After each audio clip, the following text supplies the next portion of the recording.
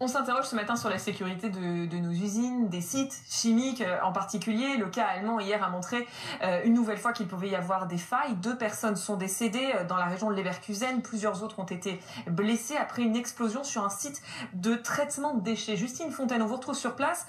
Déjà 5 personnes hier soir étaient portées disparues. Est-ce qu'on a des nouvelles ce matin ? Merci Justine Fontaine avec Philippe Vigneault. Bonjour Margot Bouzak. Vous êtes avocate en droit de l'environnement au cabinet Gossman Avocat. Et bonjour Frédéric Poitou, vous êtes ingénieur chimiste, expert judiciaire européen. Vous avez travaillé sur les conséquences de l'incendie de l'usine Lubrizol en France. C'était en septembre 2019 à Rouen. Forcément, ce qui se passe en Allemagne, ça nous rappelle un peu le cas de Lubrizol, ça nous rappelle, si on remonte encore plus loin et beaucoup plus dramatique, ce qui s'était passé l'usine AZF en 2001. C'est la réelle crainte dans une explosion sur un site de ce type, Frédéric Poitou, qu'il y ait une deuxième catastrophe qui suive l'explosion, une catastrophe environnementale, voire sanitaire liée à la pollution. De toute manière, la question ne se pose même pas parce que la catastrophe environnementale est liée. C'est pas la peine de minimiser les choses. Quoi qu'il arrive, dès qu'il y a un incendie, une explosion avec des produits chimiques au milieu, il y a un dégagement d'un certain nombre de substances toxiques. Alors, ça dépend de la composition de ce qui a brûlé, mais enfin, il y a toujours des COV, des HAP et parfois des dioxines.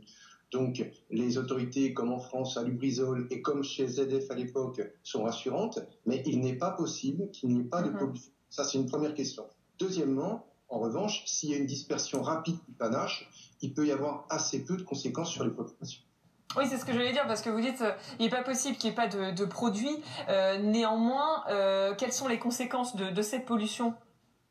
Les conséquences, en fait, tout dépend de la dispersion et de ce qui a brûlé. Et ça, on ne le sait pas. Sur Lubrizol, on a eu beaucoup de mal à le savoir.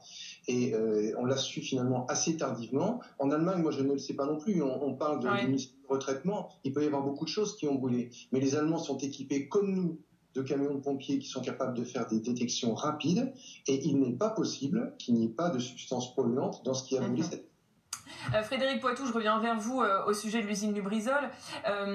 Officiellement, l'incendie, on le disait tout à l'heure, n'a pas contaminé l'environnement. Pourtant, il y a 10 000 tonnes de produits chimiques qui sont partis en fumée, officiellement, parce que c'est le discours des autorités. Et pourtant, selon Mediapart, des mesures de pollution ont été dissimulées.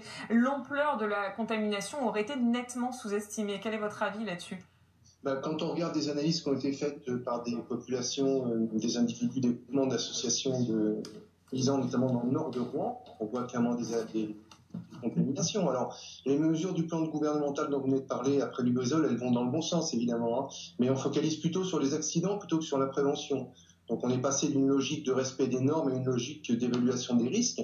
Et alors qu'en même temps, on assiste à un assouplissement de la déréglementation au nom d'une simplification des règles. Donc, il y a un certain nombre de choses qui ne vont pas. Le plan gouvernemental propose de réorganiser les stockages de manière dangereuse. Ça, c'est plutôt pas mal. Il propose d'optimiser les obligations déclaratives parce que dans le cas du Lubrizol, on ne savait même pas ce qui avait explosé le jour de l'explosion. Ça, c'est plutôt pas mal.